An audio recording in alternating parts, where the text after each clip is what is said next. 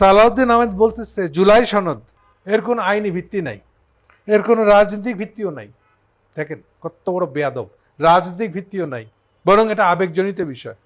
আবেগজনিত বিষয়, রাজনৈতিক ভিত্তি নাই। তো তুমি সালাউদ্দিন বাংলাদেশে আসলা কই থেকে? কে তুমি? হ্যাঁ, নিজের বাপের জন্ম না হলে তোমার জন্ম হয়? এই আগস্ট বিপ্লব না হলে তুমি কে? দেশে ফিরতে পারতা? ওইখানে মরে পড়ে থাকবা লটকায়। কবর হতো কিনা আমরা বলতে পারবো না। হুঁশ করে কথা বলা উচিত তোমার। আইনি ভিত্তি না, রাজনৈতিক ভিত্তি না। রাজনীতি বুঝা গেছো তুমি। রাজনীতির কি বুঝো?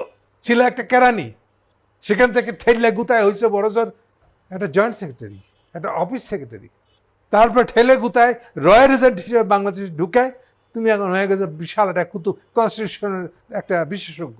হ্যাঁ, এগুলো কেউ জানে না, বুঝে না। সারা জীবন তুমি ছিলে আসলে এস আলমের একটা কর্মচারী। বাংলাদেশে এসে এখন তুমি কইতেছ জুলাই সনদের কোনো আইনি ভিত্তি নাই, রাজনৈতিক ভিত্তি নাই।